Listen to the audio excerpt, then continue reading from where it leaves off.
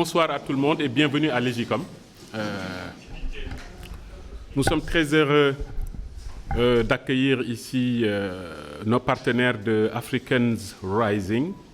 Africans Rising, qui est un partenaire de l'EGICOM depuis sa naissance. Je parle de la naissance de Africans Rising. Pourquoi nous sommes fiers? C'est d'abord parce que c'est une organisation africaine, panafricaine. Notre école a une vocation panafricaine. Et à titre personnel, je suis quelqu'un qui croit à cette communauté de destin des Africains. Je crois qu'en tant qu'Africains, nous avons beaucoup de choses en commun, nous avons beaucoup de combats en commun, et que s'il y a des organisations dans le continent ou sur le continent qui prennent en charge ces combats-là, pour nous, c'est un plaisir de nous y associer. On est là pour célébrer la Journée de l'Afrique qui va être, je crois, le 25 mai, donc date anniversaire de la création de l'Organisation de l'Unité africaine, qui est l'ancêtre de l'Union africaine que nous connaissons aujourd'hui. L'Afrique, c'est d'immenses potentiels. Ça me fait toujours mal d'entendre que nous sommes pauvres. Ça me fait toujours mal quand j'entends les gens dire que l'Afrique est pauvre. Nous ne sommes pas pauvres. L'Afrique est un continent riche, riche de ses hommes, riche de ses ressources minières, mais malheureusement gangréné par des problèmes. Et l'un des grands problèmes, c'est le manque d'unité, le manque de concertation dans nos actions.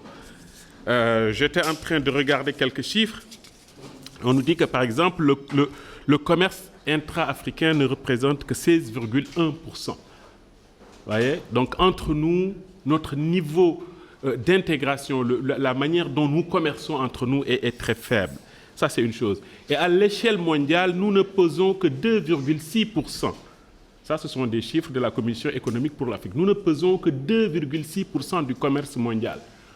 Or, je crois que beaucoup d'entre vous doivent le savoir, la plupart des ressources naturelles qui font fonctionner l'industrie dans le monde, que ce soit l'industrie du téléphone qui connaît aujourd'hui une explosion énorme, que ce soit l'industrie automobile, que ce soit le nucléaire, les ressources premières proviennent d'Afrique.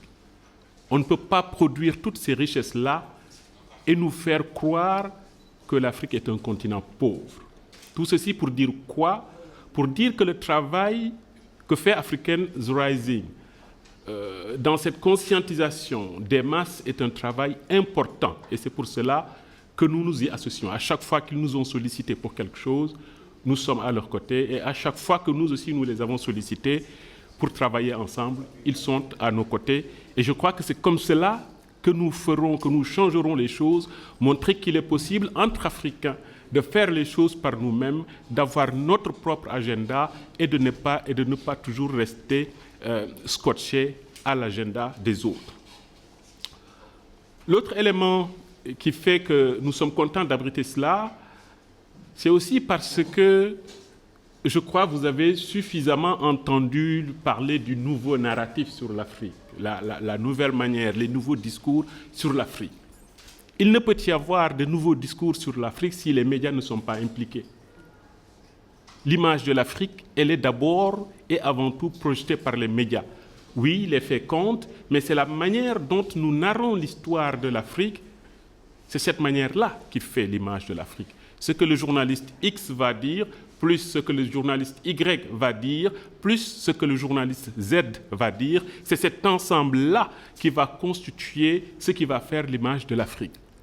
Si les autres font un portrait négatif de notre continent et s'attardent sur ce qui ne marche pas, et uniquement sur ce qui ne marche pas, pourquoi pas, nous, Africains, nous ne disons pas que nous avons notre histoire à raconter. Et nous la raconterons de la plus belle des manières.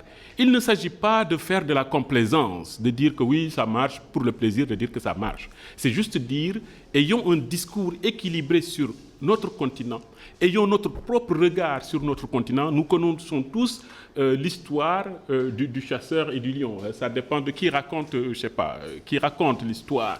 C'est très important. Qui raconte l'histoire? c'est très important que nous sachions qui raconte notre histoire. Et nous, au moment de raconter notre histoire, ne nous accrochons pas sur ce qu'en disent les autres. Racontons notre histoire avec nos yeux, nos oreilles. Il y a plein de choses qui se passent sur ce continent, plein de choses merveilleuses. C'est un continent qui regorge de talents. Il y a extrêmement de nombreuses initiatives. Mais réveillez-vous, lisez dans la presse internationale. Il suffit qu'il y ait un petit drame, il est porté, amplifié, etc., par les médias internationaux. Est-ce que nous, en tant qu'Africains, nous sommes obligés d'amplifier cette image négative de l'Afrique? Oui, soyons réalistes, disons ce qui ne va pas, mais refusons de donner cette image négative de notre continent. Je crois qu'en cela, le combat de Africans Rising est très important. Et le fait de célébrer la journée de l'Afrique, de dire cette journée-là, c'est notre journée, et que c'est nous, Africains, qui l'avons décrétée, parce qu'elle marque un pas important sur le chemin du continent africain. Et je crois qu'il est important que nous, en tant qu'Africains, nous valorisons cette journée, plus que tout autre. Oui, les autres journées sont importantes, d'accord, mais la journée de l'Afrique, en tant qu'Africains, nous devons l'avoir à cœur. Nous devons la porter, nous devons la magnifier, nous devons en profiter pour porter la réflexion sur l'avenir de notre continent, sur le devenir de notre continent, avec encore une fois notre propre regard, nos propres yeux, nos propres oreilles, et en parlant avec les porte-voix du continent, qui sont ceux qui veulent changer ce continent. Ils sont nombreux, un peu partout, dans la société civile, dans l'intelligentsia, le milieu universitaire, le milieu syndical, le milieu politique. Nous avons énormément de voix que nous négligeons. Nous ne leur donnons pas la chance de parler, de s'exprimer. On attend qu'un média international en parle. Vous tous, et ça, je crois que c'est un complexe que nous devons arrêter. Si vous tous, vous dites que Tidjane Sy est bien, les gens ont oublié. Un média international dit Tidjane Sy est bien, tout le monde va commencer à regarder Tidjane Sy. Ça, c'est parce que nous n'avons pas encore confiance en nous. Cette inhibition-là, il faut la refuser. Parce que le discours que portent les médias contribue à inhiber les jeunes Africains. Les années passées, et jusqu'à présent d'ailleurs, on parle beaucoup d'immigration. Moi, je dis toujours, le discours sur l'immigration ne va pas changer tant qu'on n'aura pas changé le discours sur l'Afrique. Parce qu'il y a ici des formules que j'entends, Afrique du Dem, c'est du Wolof, l'Afrique ne bougera pas. Non, il nous faut rayer, effacer ce genre de mots de notre discours. L'Afrique d'il y a 10 ans, l'Afrique d'il y a 20 ans, ce n'est pas la même chose. Il y a eu des changements, il y a eu des modifications, il y a eu des révolutions, il y a eu des réformes, parce que des gens se battent au jour le jour, qui portent des réformes, qui apportent des changements. Il faut que nous reconnaissions qu'il y a ces changements-là. Mais si nous continuons à porter le discours négatif sur l'Afrique, que rien ne marche, bien entendu, 10 ans encore, pendant que les jeunes Africains prennent la mer, se suicident en mer à vouloir tendre l'Europe, nous avons des Européens qui viennent en Afrique, qui exploitent nos ressources, qui trouvent du boulot, qui travaillent ici pendant que nos jeunes, parce qu'on leur a fait croire qu'ils ne peuvent rien faire dans leur pays, ce qui est archi faux. Ce qui est archi faux, la preuve, nous avons beaucoup de jeunes Africains, beaucoup de talents africains qui s'épanouissent sur leur terre d'origine, qui se battent sur leur terre d'origine, qui arrivent à changer les choses. Le monde ne s'est pas fait en un jour. Nous partons certes avec, un certain handicap, colonisation, esclavage, etc. Mais nous devons arrêter avec cela. Qu'est-ce que nous pouvons faire par nous-mêmes? La journée de l'Afrique, pour moi, ça doit être le moment de porter ces réflexions-là. Partout où nous sommes, essayer de se dire qu'est-ce que nous pouvons faire pour notre continent? Comment nous pouvons faire pour changer notre continent? Comment nous pouvons faire pour changer l'image de notre continent? Bien sûr, il y a des choses qui ne marchent pas, mais y a-t-il un pays du monde où tout marche à merveille? Non, je ne crois pas. Donc dans nos pays, il y a des choses qui marchent, admettons-le. Il y a des choses qui ne marchent pas, dénonçons-les, et dans la manière. Permettons aux Africains qui vivent sur le sol africain d'avoir espoir en restant sur le sol africain. Ça, pour moi, c'est le genre de discours que la journée de l'Afrique peut nous permettre d'avoir, le genre de réflexion que nous pouvons essayer d'avoir en ces moments-là. Ce n'est pas pour rien que dans les enseignements ici, au niveau de l'EJUCOM, il y a tout le temps un module sur l'Afrique. Et je crois, dans toutes les écoles, dans tous les établissements d'enseignement supérieur, quel que soit ce que nous apprenons, nous devrions encourager la compréhension des problèmes de notre continent.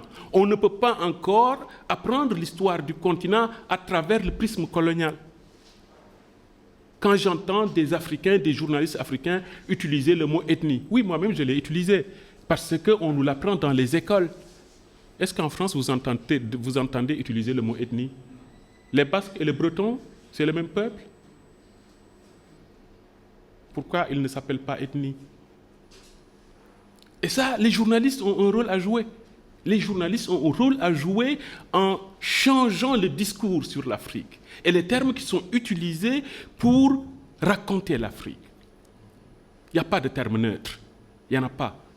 Et ça, les journalistes ont un rôle éminemment important, je dis bien éminemment important sur l'image de l'Afrique.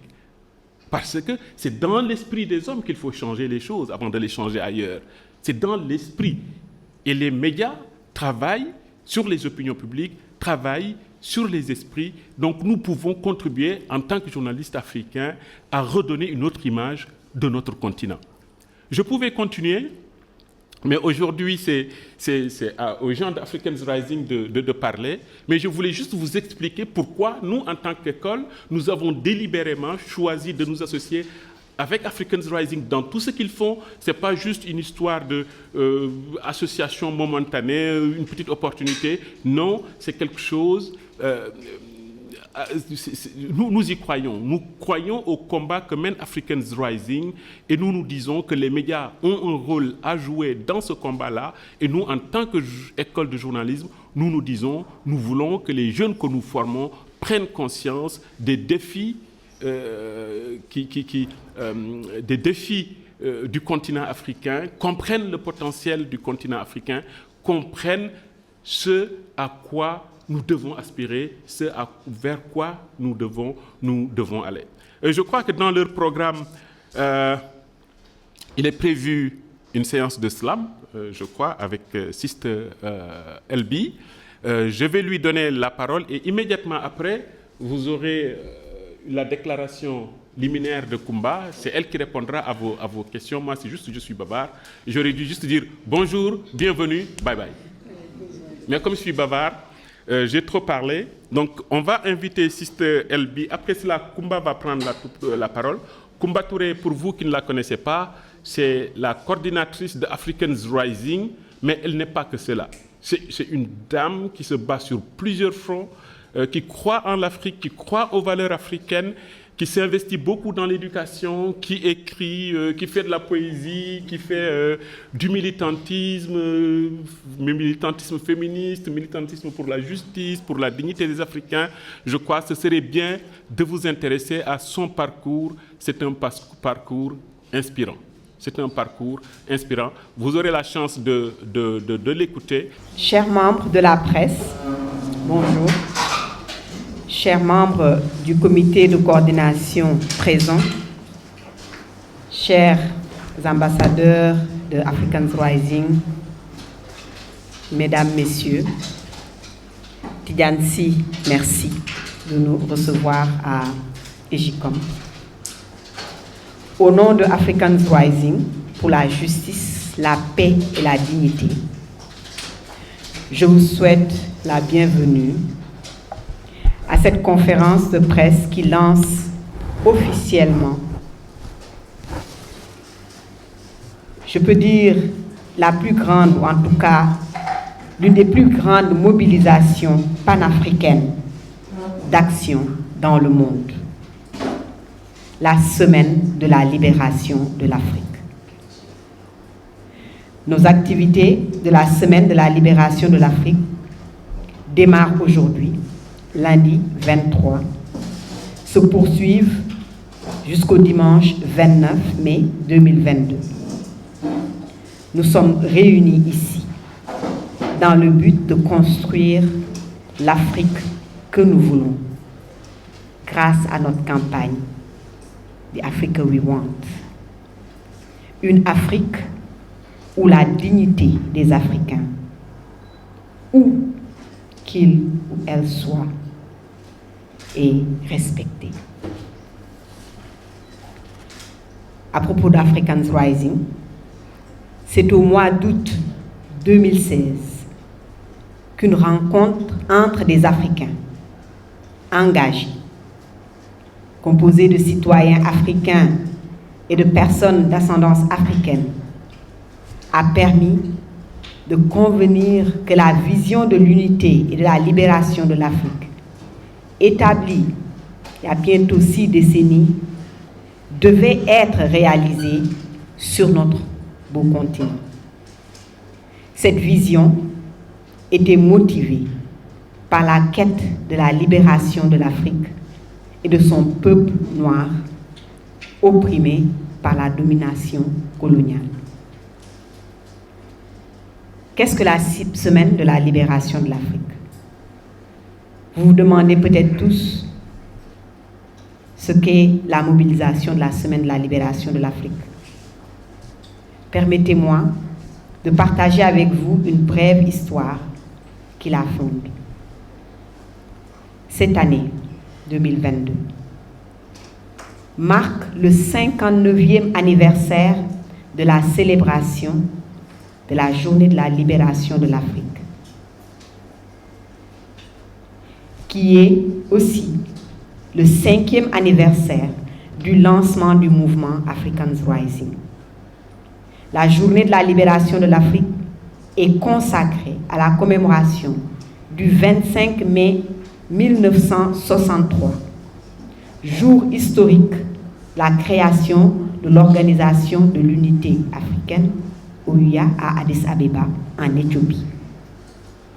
La conférence, qui a débuté le 25 mai de cette année-là, dans l'ancienne ville africaine d'Addis Abeba, a été une plateforme décisive pour l'avenir de l'Afrique. Les discussions ont porté sur de nombreux sujets, mais principalement sur la libération et l'unité. Il s'agissait de décider si les pays africains devaient s'unir pour former un immense État ou évoluer de manière indépendante tout en coopérant les uns avec les autres. La conférence s'est achevée le 25 mai par la création de l'Organisation de l'Unité africaine, chargée d'œuvrer pour l'unité progressive. Aujourd'hui, l'OUA et l'Union africaine. Chaque année, les citoyens africains de tout horizon commémorent la journée de la libération de l'Afrique, marquant ainsi notre héritage et notre objectif commun. Africans Rising adopte une approche différente.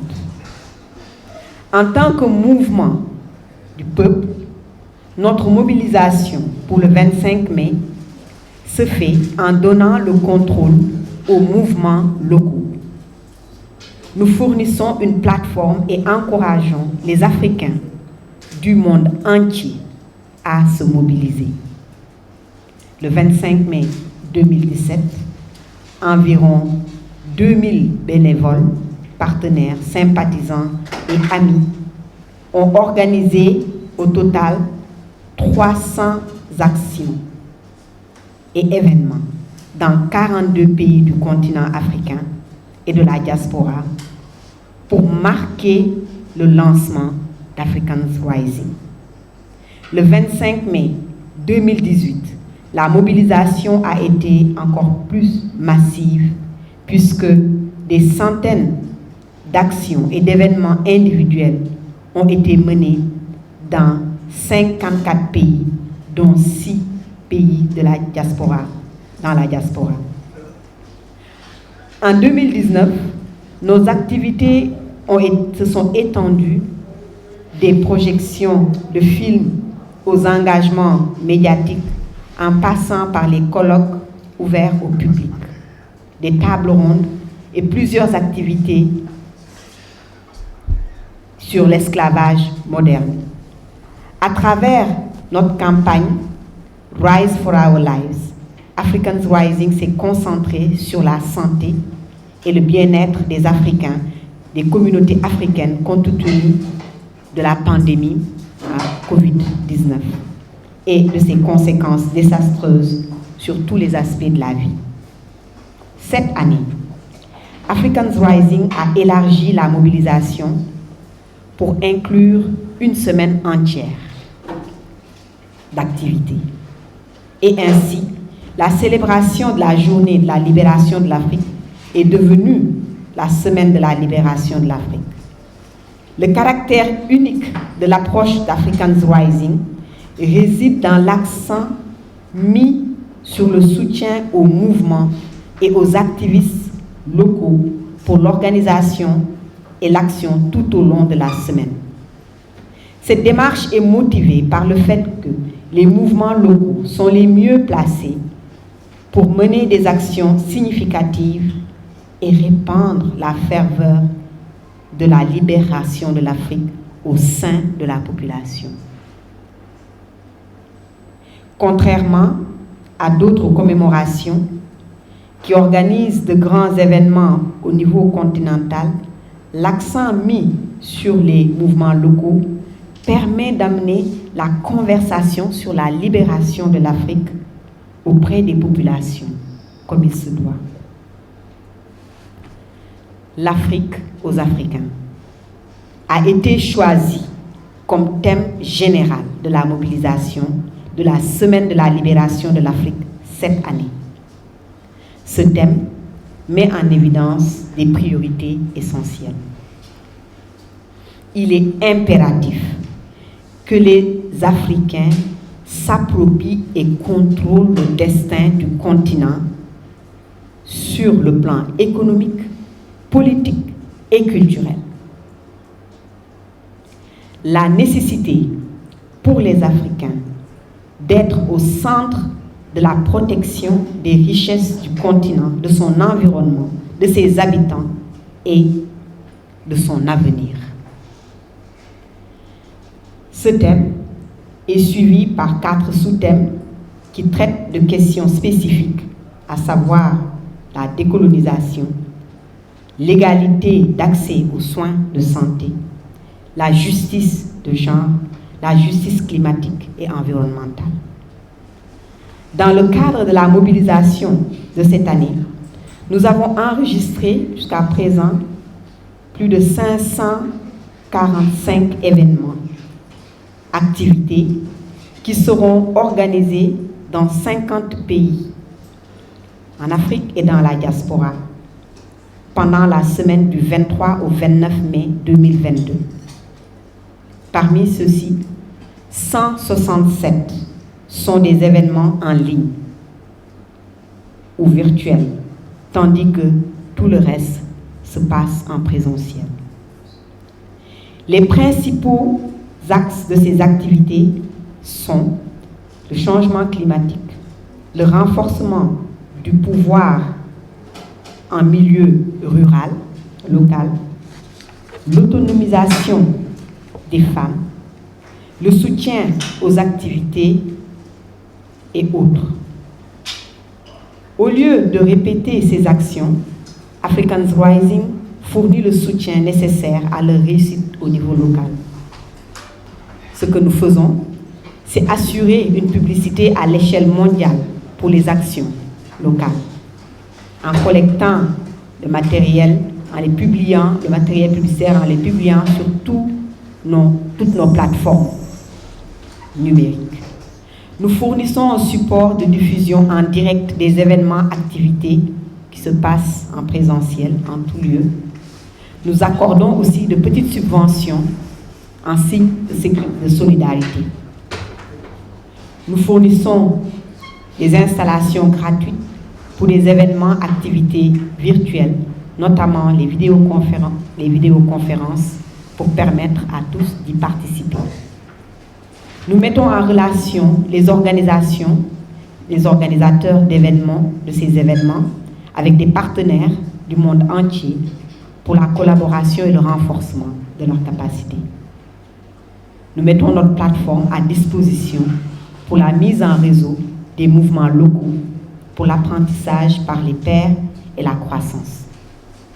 Nous faisons tout cela et plus encore pour nous assurer que nous construisons la solidarité nécessaire entre les Africains du monde entier dans le but de nous mobiliser pour notre survie et construire l'Afrique que nous voulons avec cette campagne Rise for Our Lives and the Africa We Want.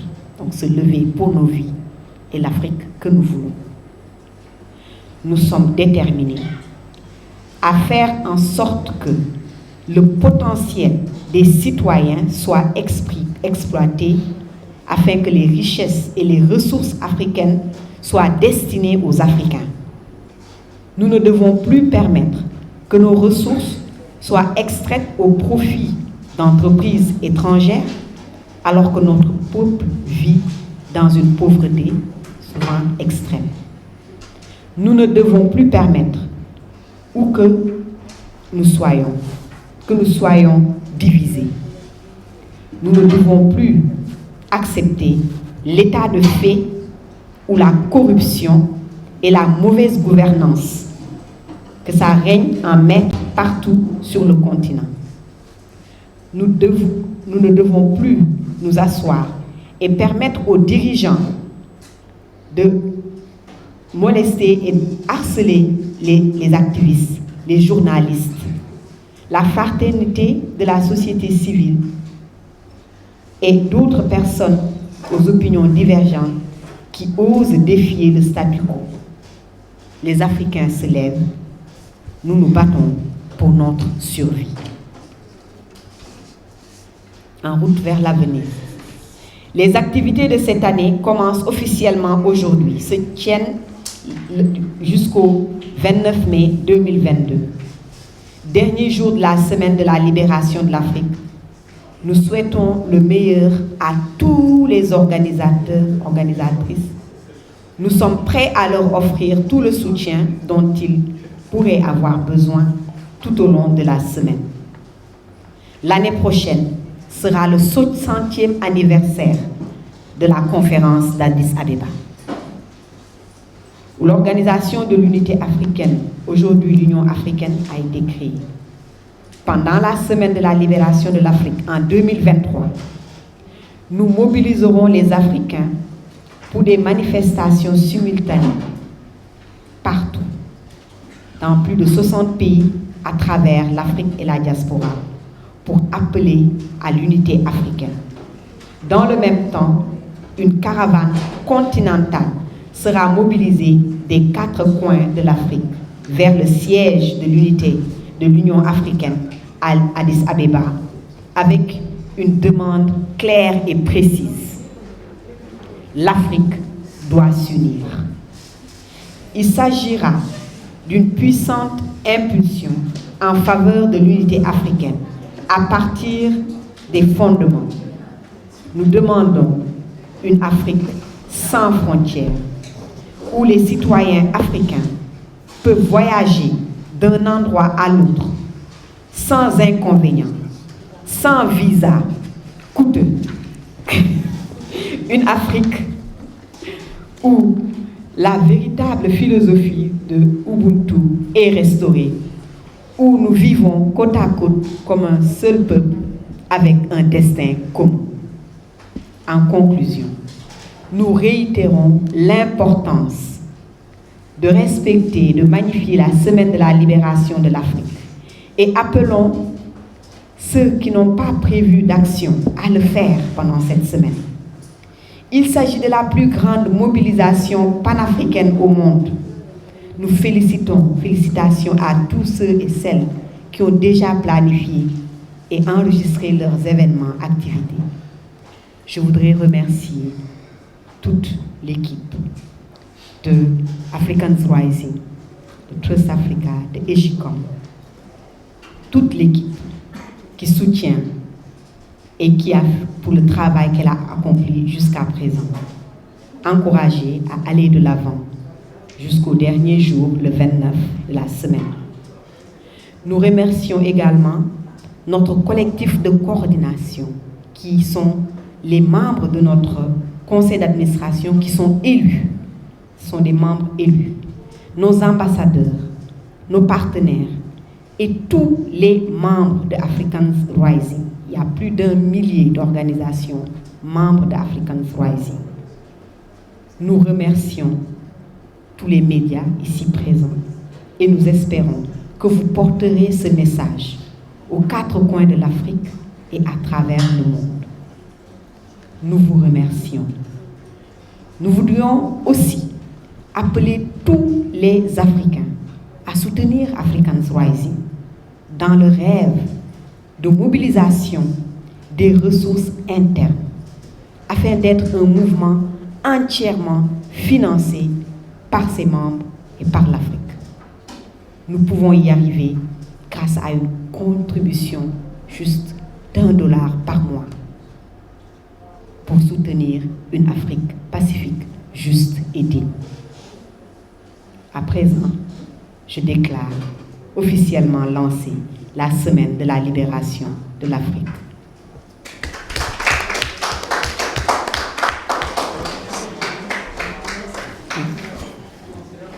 Merci Koumba. Je crois que c'était suffisamment clair. Nous avons M. Abdawan de Trust Africa, qui est également un autre partenaire d'Africans Rising, je ne me trompe pas, Oui. qui devait être là avec nous au démarrage. Donc là, la parole est ouverte aux journalistes qui veulent poser des questions, en tout cas ceux qui sont dans la salle et qui veulent poser des questions, sauf si, Abda, vous aviez un mot à dire juste sur le sens de la journée. Je ne sais pas. En fait, quand on dit conférence de presse, c'est pour la presse. Et je peux, en 2 mots ou 2 minutes, d'abord remercier African Rising, qui se trouve être le partenaire de Trust Africa, qui est toujours au front quand il s'agit de se battre pour une Afrique unie, indépendante, démocrate et prospère. Koumba, c'est pas seulement African Rising, c'est aussi la présidente du conseil d'administration de Trust Africa. C'est une camarade battante. Et je suis heureux que la conférence de presse se tienne ici, dans une école qui a été lancée par un grand frère à moi, qui est connu pour être sérieux et méthodique dans le métier. Donc, c'est une chance que vous avez, ou que certains d'entre vous, en tout cas, ont, de l'avoir comme modèle, comme directeur, comme, en tout cas, chef d'équipe. Tout ce que nous faisons, ceux de ma génération, et ceux de la génération avant, c'est pour vous. Parce que ce qui nous intéresse le plus, c'est le développement de l'Afrique. De plus en plus, le continent deviendra jeune. Et il va pouvoir mettre en place des politiques qui permettront à cette jeunesse-là de trouver des solutions à nos problèmes. Et je vous remercie. Je remercie les organisateurs, je remercie aussi les confrères, parce que aussi je suis du métier. Merci beaucoup. Merci, Abda. Bon, c'est lancé. Je ne sais pas, est-ce qu'il y a un micro qui traîne pour ceux qui ont des questions à poser. Merci. Je suis Patrick Tegueli, je viens du Togo. Je suis journaliste sur une radio à Lomé. Je remercie également M. Tidansi qui nous a donné l'opportunité de participer à cette conférence de presse qui sont des stagiaires dans son école actuellement.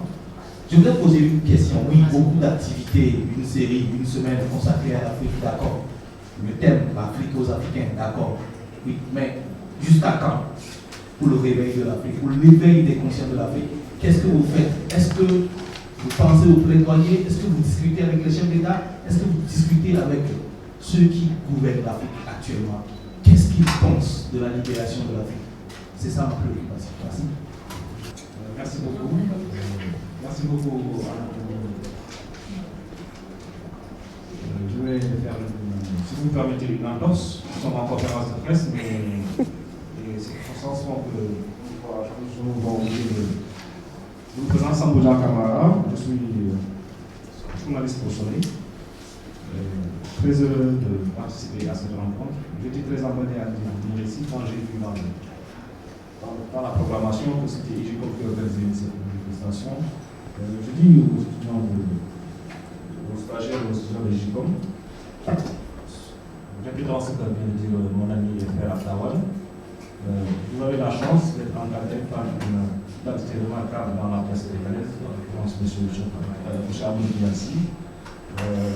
Il est réputé dans la profession pour être une personne crédible. C'est très important dans ce métier. Ma question a trait aux moyens, aux voies et moyens utilisés par Africa Rising pour avoir un impact sur les politiques publiques.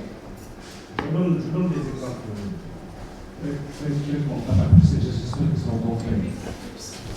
J'imagine que vous évoluez dans le plaidoyer. Je donne un exemple. On a vu que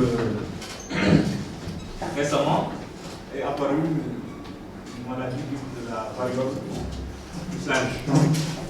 Les médias en font des tonnes. On se rend compte qu'il y a la possibilité là de développer encore de nouvelles stigmatisations à l'endroit du continent. C'est un exemple. Alors, dans ces séquences-là, quelle est l'approche de l'Africa Rising pour arriver à ces fins?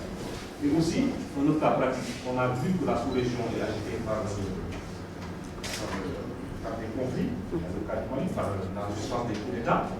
Alors, quel est le type de plaidoyer que vous portez à l'endroit des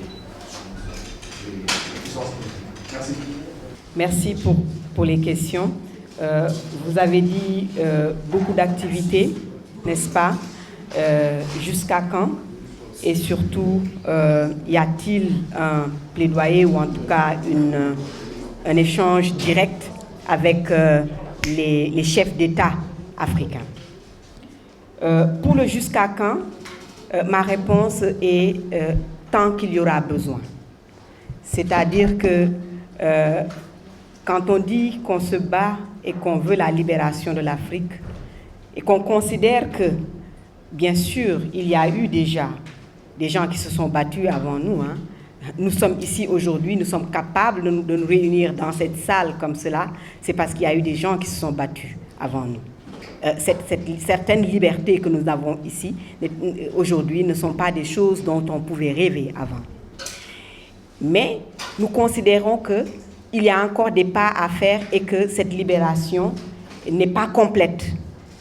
Et qu'il faut, comme des gens se sont battus à ce moment-là pour décoloniser le continent, que nous qui sommes de cette génération, nous suivions et nous continuions ces batailles-là pour que nos enfants et nos petits-enfants vivent mieux que nous et qu'ils aient non seulement plus de liberté, qu'ils aient plus de ressources. Donc, jusqu'à quand il n'y a pas une fin vraiment pour les batailles, pour la libération.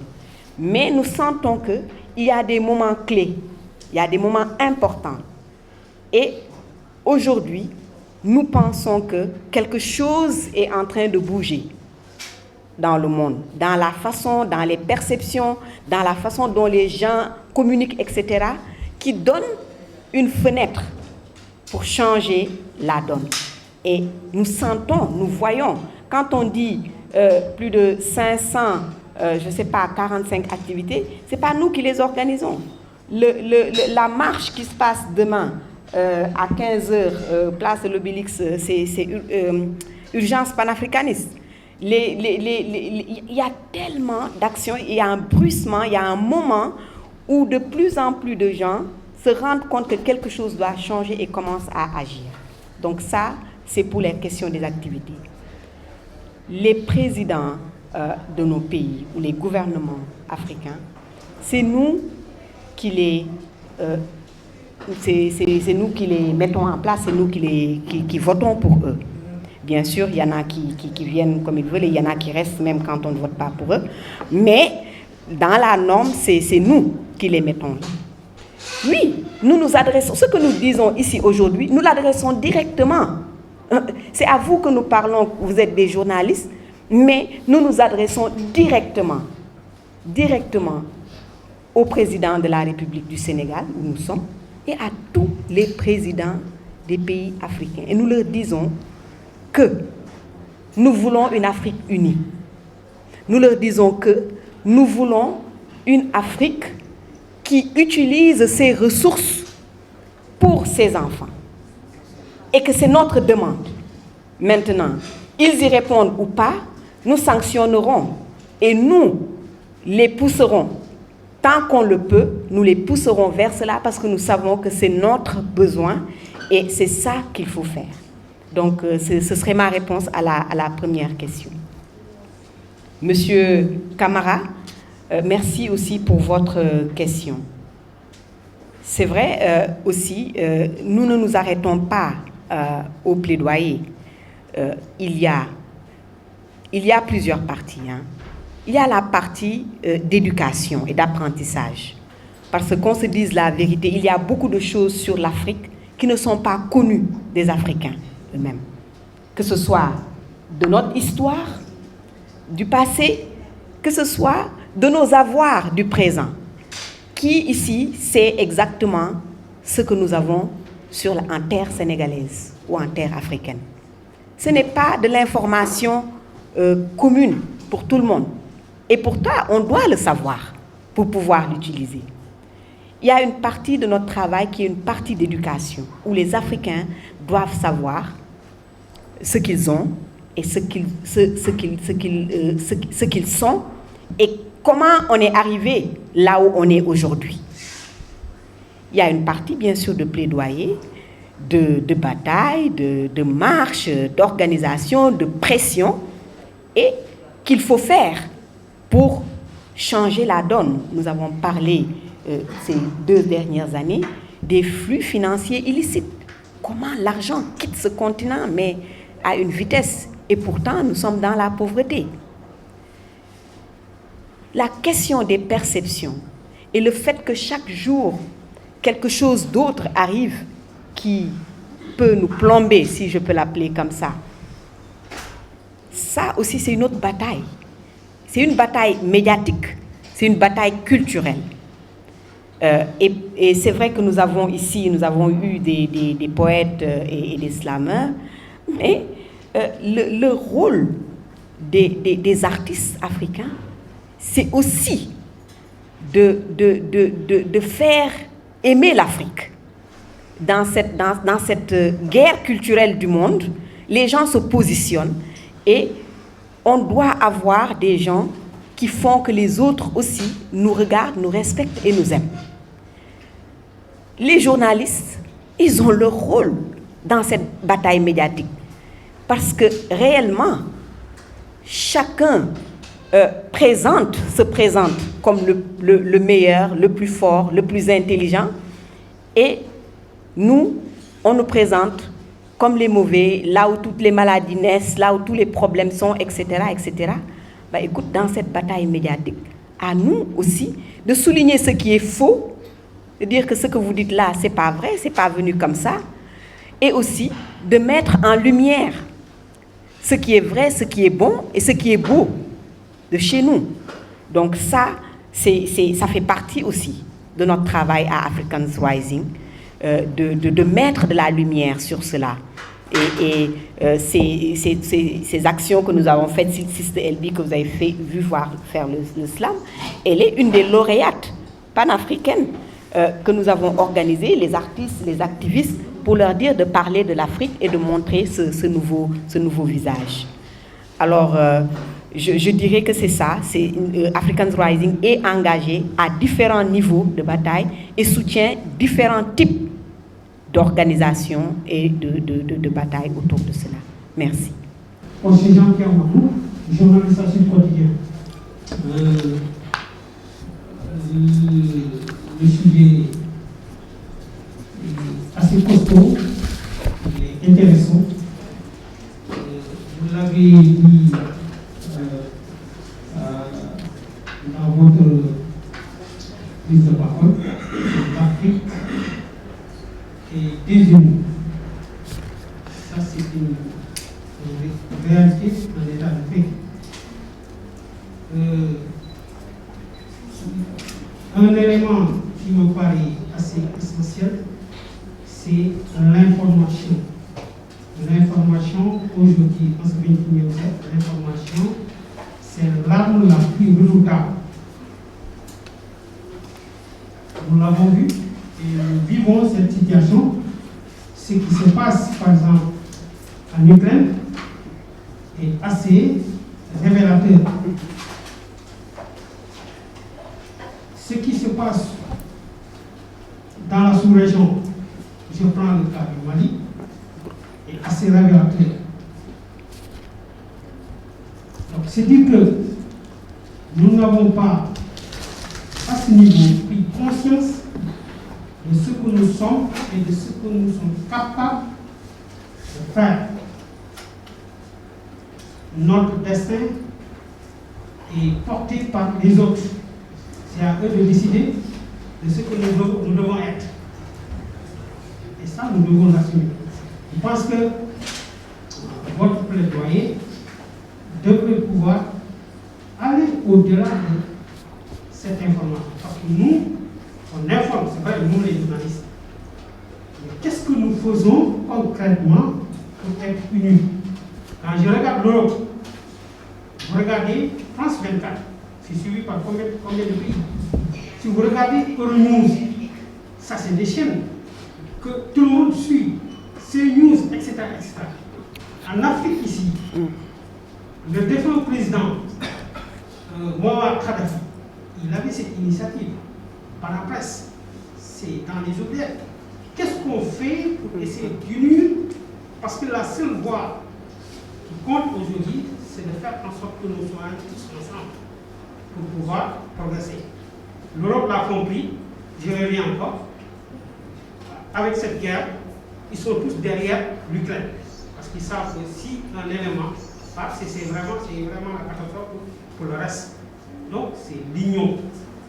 Le plaidoyer doit aller au-delà de nous, les jeunes, nous, les journalistes, mais surtout faire en sorte que la voix soit une pour toute l'Afrique. Le Mali est en train de sombrer et chacun gère ses intérêts à côté. Et de ce fait, on pense pouvoir s'en sortir. On ne s'en sortira jamais. Ça, c'est clair. On va s'en sortir. Il fait sa conférence lui aussi. Donc, je pense qu'on doit vraiment se solidariser. On doit rester des frères. Donne sa question.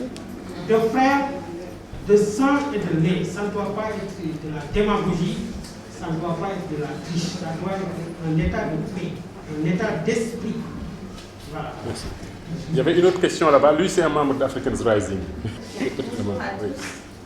Je suis Marie Vianney de la West Africa. C'est Marie Vianney. Alors souvent quand je participe à des événements comme ça, je suis contente, mais en même temps j'ai un petit pincement. Parce que je me dis qu'on présente le problème de loin en fait. Alors qu'il y a de petites choses qu'on peut faire à notre niveau de façon personnelle. Ça passe peut-être par l'éducation, mais ça passe aussi par notre savoir-être. Quand on parle d'unité, d'intégration, comment est-ce que moi, en tant que Sénégalais, je vois mon camarade de la Côte d'Ivoire?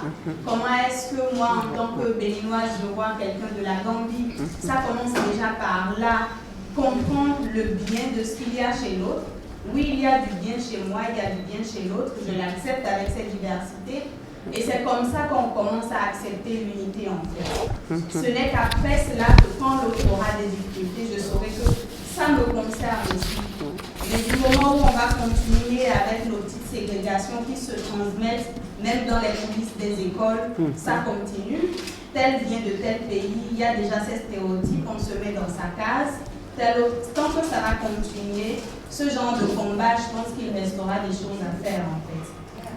Donc c'est juste, voilà, peut-être une contribution à attirer l'attention sur ce côté-là.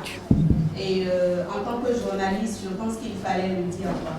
D'un autre côté aussi, j'ai entendu parler du commerce, qu'il faut faire plus au niveau interafricain, mais je pense que c'est peut-être parce que c'est le côté informel qui se développe. Je pense que ce n'est pas qu'il faut le faire, mais si vous pouvez faire le plaidoyer pour que ce soit professionnel, pour que ce soit à un niveau plus élevé que ce qui se fait déjà. Sinon, nos pays échangent beaucoup. Quand on va à Bon Maraîcher, on voit le nombre de marchandises qui quittent d'un pays à un autre. Pareil dans les autres pays aussi, ceux qui quittent le Mali pour le Bénin, le Togo. voilà, le commerce, ça se fait suffisamment, mais peut-être formaliser, faire le plaidoyer pour que ça soit à un niveau supérieur pour que les pays gagnent réellement de cette économie-là, de cet échange-là. Merci. Merci beaucoup, Marie. Mon ami Cécile, vous parlez tout à l'heure de stéréotypes, je pense que les Béninois sont bien intégrés. Je m'appelle Abdoulaye Diallo, je suis journaliste à la Radio Futur Média. Je vous remercie pour cette belle initiative. Déjà, votre thème, l'Afrique aux Africains, c'est pour prolonger un peu la question de mon doyen, M. Kamara Missouri. Alors, il nous a interpellé sur la question du Mali, mais vous n'avez pas assez développé sur ça. Oui. Alors, vous lancez cette semaine un contexte socio-économique assez particulier, surtout dans la sous-région, avec la question du Mali, ce qui se passe en Guinée, Burkina Faso, avec la CEDEAO qui s'est opposée un peu à la transition proposée par le CNRD. Donc, c'est compliqué, surtout la question du Mali. Donc, avec l'embargo de la CEDEAO, aujourd'hui, quelle est la position de African Rising sur cette question? Concrètement, qu'est-ce que vous proposez? Quel est le combat que vous portez face à cet embargo? Donc, le Mali est le premier partenaire économique sous-régional du Sénégal. Mais aujourd'hui, les camions qui visitent quotidiennement le port pour aller au Mali, ces camions-là ne partent plus, c'est compliqué. Autant le Mali va sentir en tout cas le besoin économiquement, mais autant aussi le Sénégal va perdre.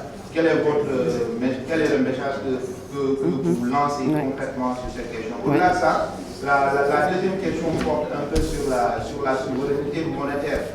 Donc, vous avez bien dit l'Afrique aux Africains. Donc, tout ce qui doit être en Afrique, forcément doit appartenir aux Africains. Mais aujourd'hui, nous avons des pays qui ne sont pas souverains monétairement parlant. Vous portez des combats qui concernent l'Afrique, qui concernent les Africains. Quelle est votre position par rapport à ça? Quel est concrètement le message que vous lancez par rapport à la souveraineté monétaire de l'Afrique, notamment à la disparition du franc CFA et l'avènement de l'éco et ses conditions de taux de change, etc. Donc ce sont les deux questions que je voulais vous poser. Je vous remercie. Premier intervenant, je pense qu'il a beaucoup plus fait une contribution et je suis totalement d'accord avec vous. L'unité, c'est ce pourquoi nous nous battons, c'est ce que nous voulons. Je pense que vous parlez aussi de fédération et d'unité même chez les journalistes, mais aussi la création de canaux, de médias forts africains. Je pense qu'on en a plusieurs fois parlé. Si aujourd'hui les gens écoutent Al Jazeera, c'est parce qu'il y a un média fort.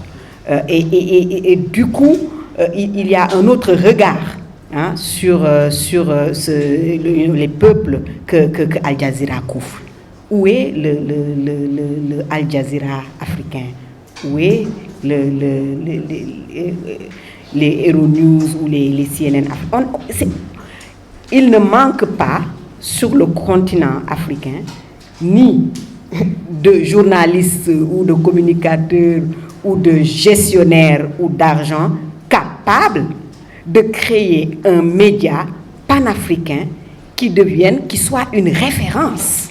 C'est-à-dire, tu mets ça et tu sais que ce qu'ils vont dire, ce n'est pas pour les beaux yeux de qui que ce soit, ni des gouvernants, ni des sociétés civiles, ni d'une société privée, mais qui font du journalisme et qui vont vers les faits.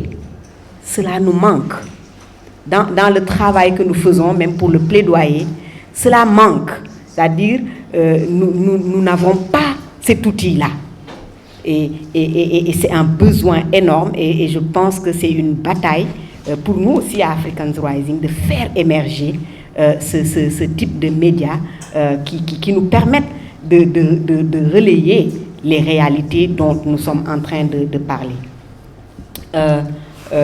Madame, vous avez parlé, oui, de faire aussi des petites choses, de penser à des choses qui peuvent se faire au niveau individuel. Et c'est réel.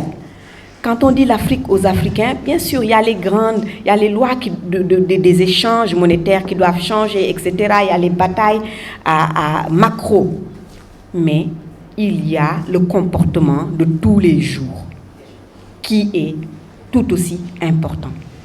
Ce que nous mangeons, ce que nous portons, comment nous nous comportons, comment nous regardons l'autre, comment nous répondons quand c'est un Africain qui nous parle. Comment nous répondons, c'est une réalité.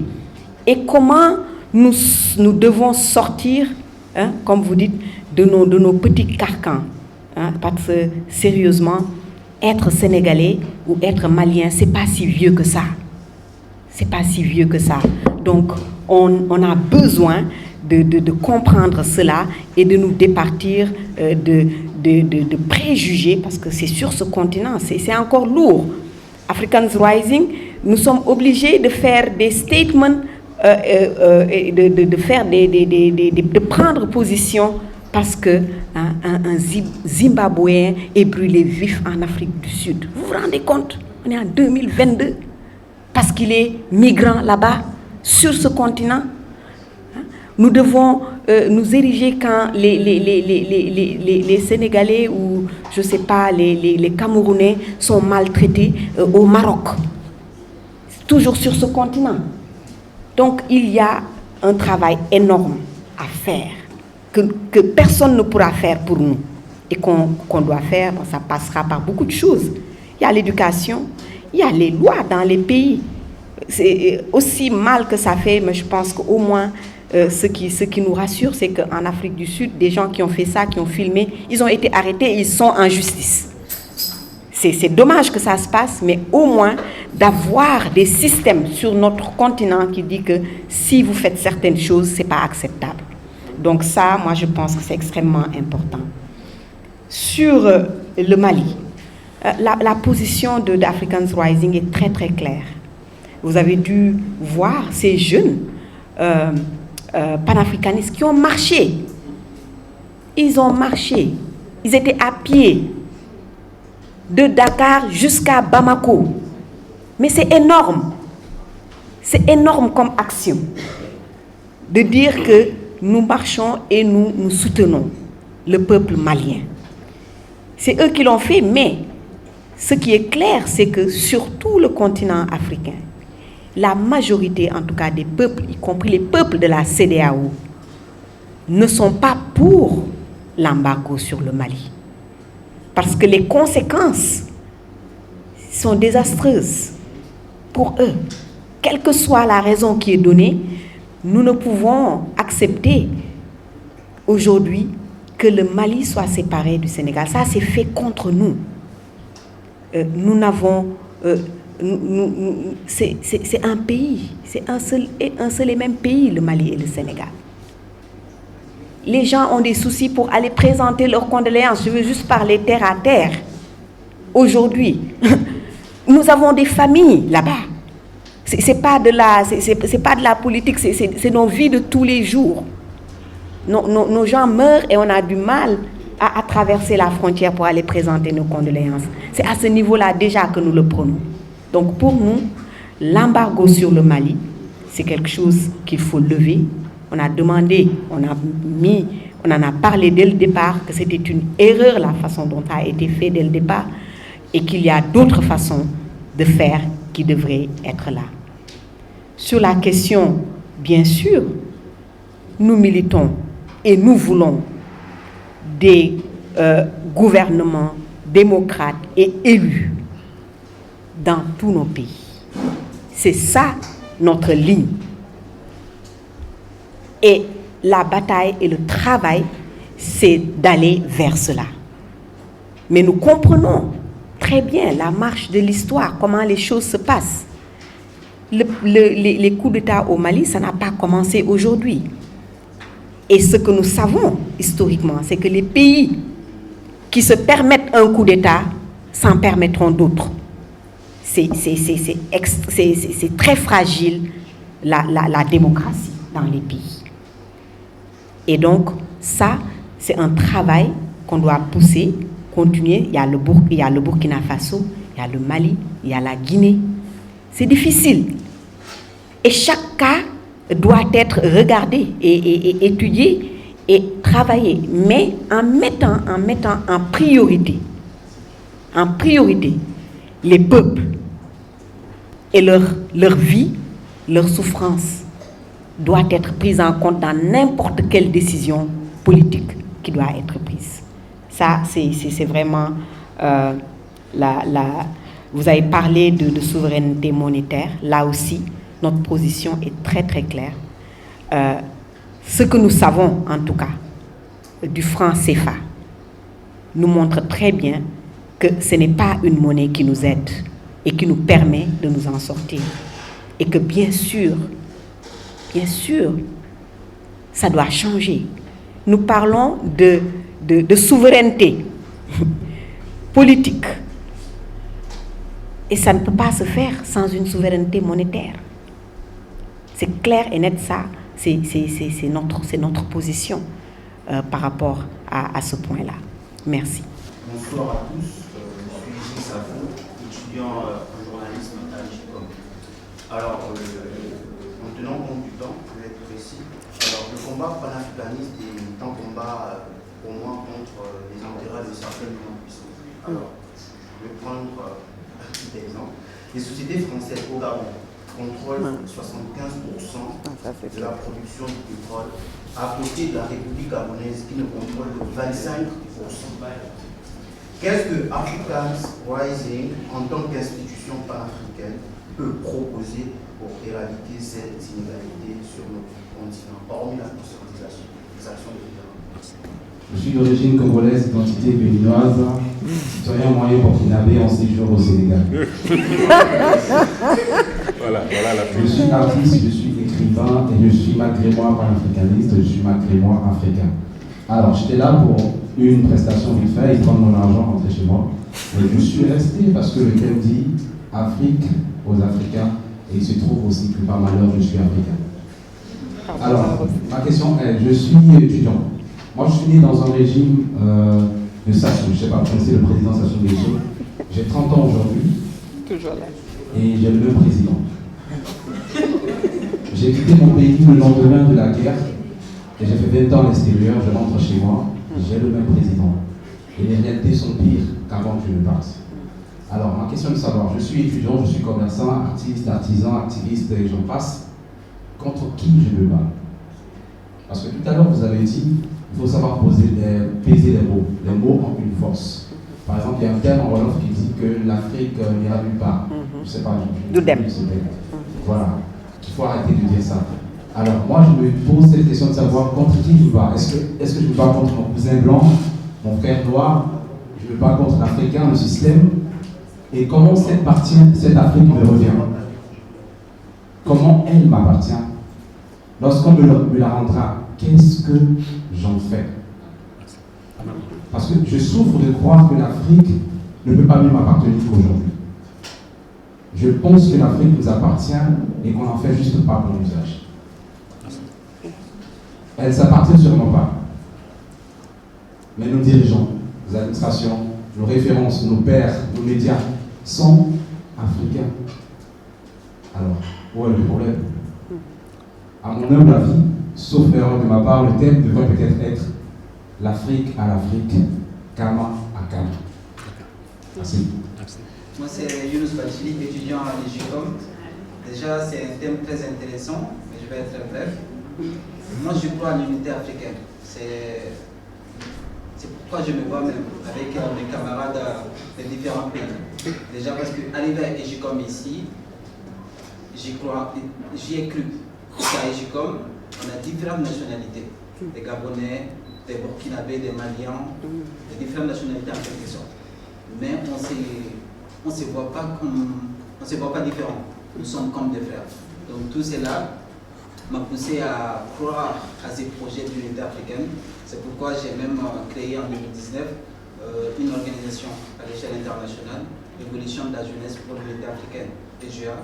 Actuellement, nous sommes au Mali, au Sénégal, il y a des membres au Maroc, au Niger, au Tchad également. Donc du coup, nous faisons le mieux pour la formation des jeunes, puisque selon nous, la formation des jeunes, l'éducation, elle est très importante pour cette unité. On peut s'unir, mais quand il n'y a pas la mentalité, ça ne peut aller nulle part. Donc nous mettons plus l'accent sur l'éducation. Au-delà de cela, nous travaillons également sur plusieurs choses. Mais là, ma question, puisque souvent il m'arrive de réfléchir à un système. Certes, on est arrivé à la libre circulation des Africains, on est arrivé à la communication des cultures, on est arrivé à un stade où les Africains ils peuvent se regrouper sans distinction. Mais maintenant, est-ce que African Rising a un système où, si vous avez un système sur lequel vous vous basez pour que, après les marches pour la libre circulation, on puisse se baser pour concrétiser cette unité africaine. Parallèlement de cela aussi, on a vu qu'il y avait le projet qui avait été lancé par rapport à de rendre commun le baccalauréat en Afrique. Mais le projet n'a pas abouti, malheureusement. Dû à certaines circonstances des grèves, les pays ne sont pas les mêmes. Est-ce que African Rising a un projet dans ce sens ou des programmes dans ce sens? Et également, on a vu aussi avec l'ECO, le projet monétaire, la place que le Nigeria occupait. Donc si ces pays s'étaient retirés, le projet allait tomber dans l'eau. Donc cela dû aux différences de revenus. Donc maintenant, est-ce que aussi vous avez des programmes à proposer? Une contribution peut-être, je pense qu'il faut réellement travailler avec les États, nos dirigeants, puisqu'ils sont, je dirais, ils veulent l'unité aussi, certains le veulent, mais par souci, ils n'arrivent pas. Donc si on communique avec eux, au-delà seulement de leur envoyer des messages, je pense que ça pourra vraiment y aller. Merci beaucoup à tous. Oui, merci pour ce que vous avez souligné pour ce qui se passe au Gabon. C'est d'une tristesse, mais ce n'est pas lié au Gabon seulement, c'est ce que vous voyez au Gabon.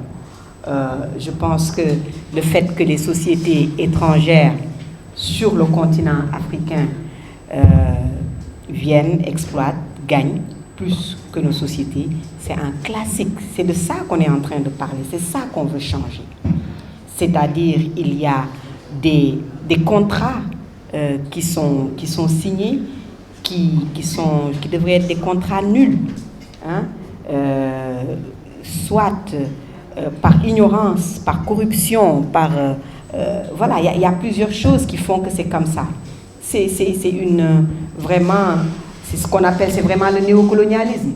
Sérieusement, qu'on se dise la vérité. Et donc, quand on parle de libération, il s'agit exactement de ça. La libération de l'Afrique dont on parle aujourd'hui, c'est de celle-là.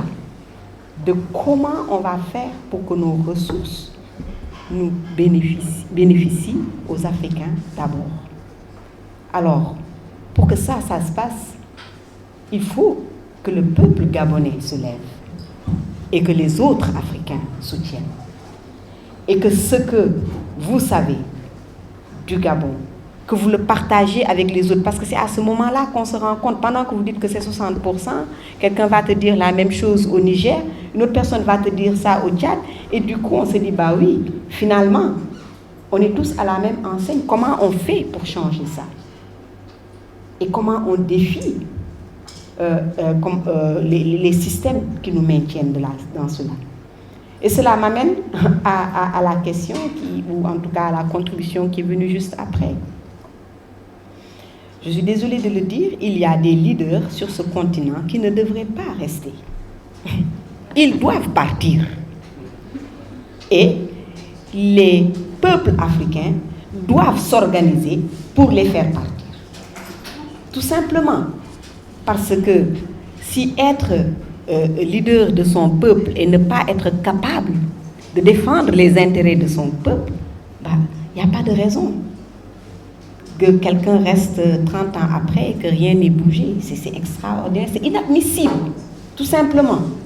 Et en 2022, ça ne devrait plus être accepté par aucun jeune africain, pas seulement de ce pays-là, mais je veux dire, même des jeunes d'autres pays doivent s'y mêler.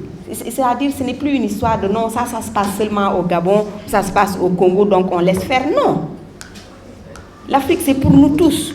Et on doit pouvoir lever la voix, quel que soit ce qui se passe, que ce soit au Mali ou à Djibouti ou ailleurs.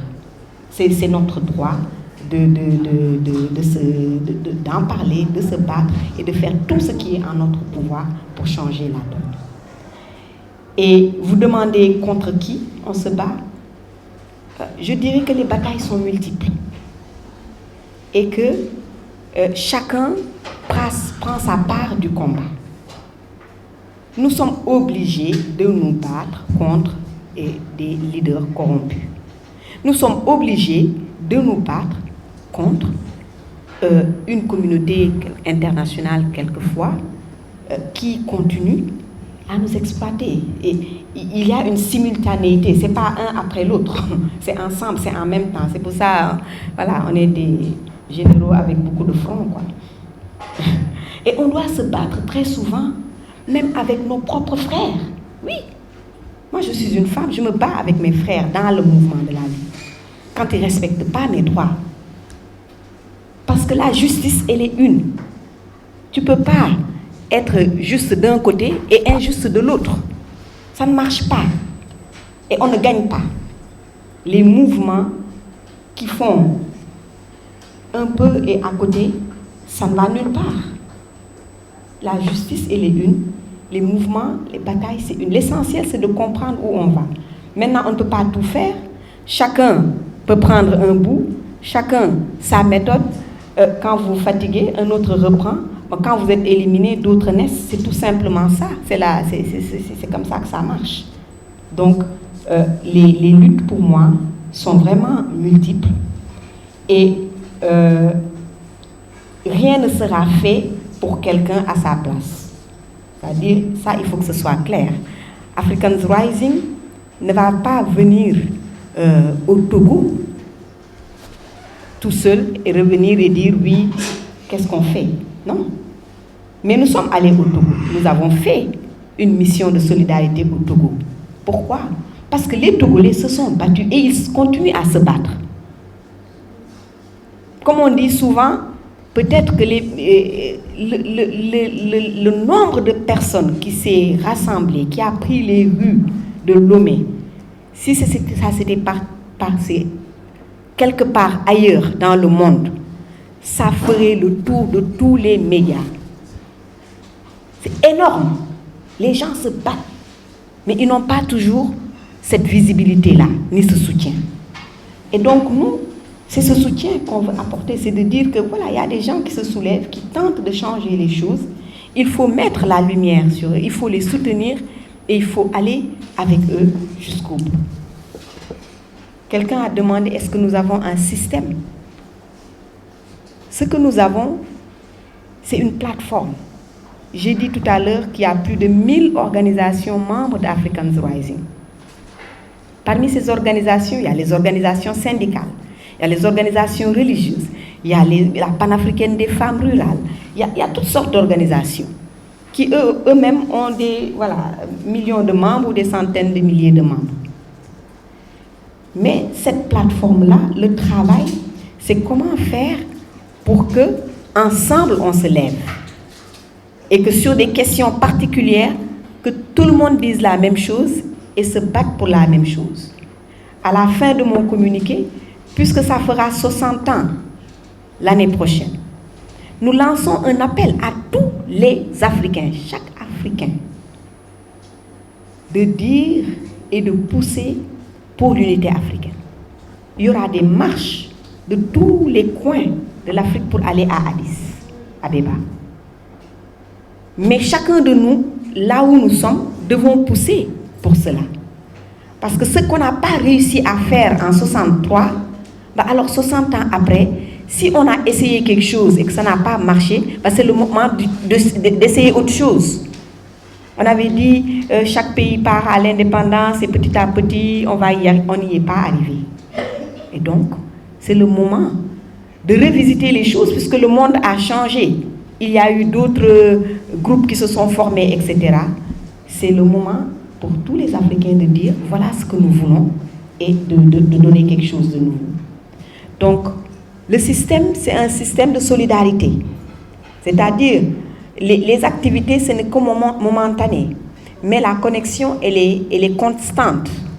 Si vous vous levez demain et que vous avez quelque chose sur lequel vous pensez que tous les Africains pourraient apporter leur voix, vous le proposez et les autres y adhèrent.